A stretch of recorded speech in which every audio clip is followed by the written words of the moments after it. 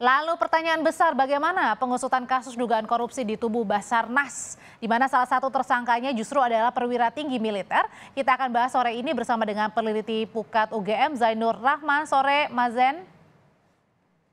Selamat sore, Mbak.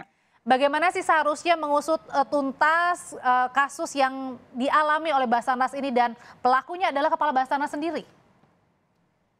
Iya, tentu ini KPK perlu untuk membangun komunikasi dan kerjasama dengan baik, khususnya dengan POM TNI. Kenapa? Karena ada pelaku dari kalangan sipil dan ada pelaku dari kalangan militer. Oke. Dalam hal ada penyertaan seperti ini, artinya tindak pidana dilakukan bersama-sama antara sipil dan militer, perlu dibentuk tim penyidik koneksitas dan peradilannya pun harus peradilan koneksitas.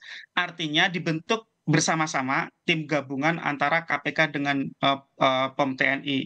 Demikian juga nanti jaksa dari KPK juga dengan auditor militer. Nah, adapun untuk peradilannya sesuai dengan Kitab Undang-Undang Hukum Acara Pidana, dalam hal dilakukan tindak pidana bersama-sama antara militer dan sipil, maka dilihat kerugian terbesar itu terjadi apakah di militer atau di sipil.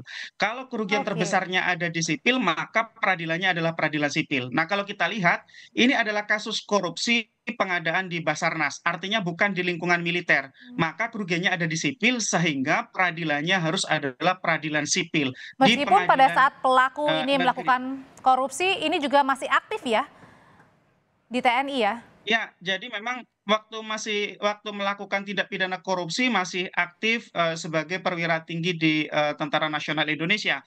Tetapi karena ini, akibat dari perbuatannya merugikan, publik, lebih condong kepada kerugian pada masyarakat umum, maka peradilannya adalah peradilan umum. Ini sesuai dengan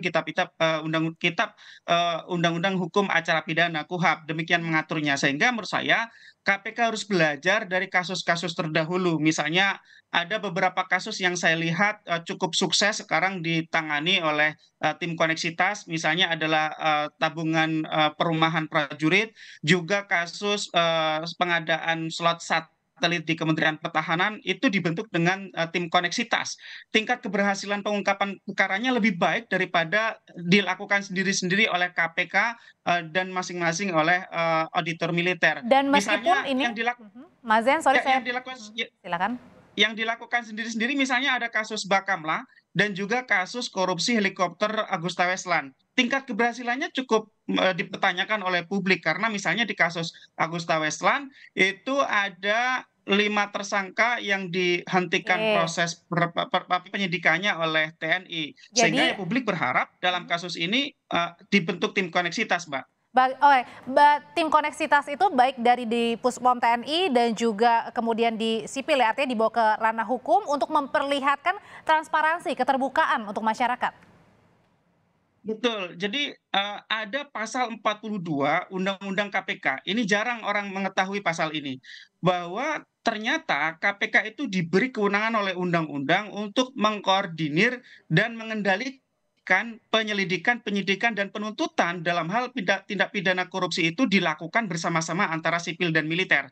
Jadi untuk pelaku dari kalangan militer tetap ditangani oleh POM TNI dan nanti dituntut oleh auditor militer, tetapi harus atas koordinasi dan pengendalian oleh KPK. Itu yang harus dilakukan oleh KPK, dan TNI harus terbuka dalam kasus ini karena ini kasusnya juga berasal dari operasi tangkap tangan atas Baik, satu pengadaan barang dan jasa, alat-alat untuk keselamatan, alat-alat untuk melakukan menyangkut pencarian dan masyarakat ya. pertolongan yang tentu ya Baik, itu untuk masyarakat gitu ya, baik. tidak ada kaitannya dengan kepentingan militer, Mbak. Baik, dari peneliti Pukat UGM, Mas Zainur Rahman mengungkapkan bahwa harus ada dua ya antara penggabungan antara Puspom TNI dan juga di bawah ke ranah hukum yang umum ya, artinya ditindak proses di sipil gitu. Terima kasih Mas Zainul, saya selalu.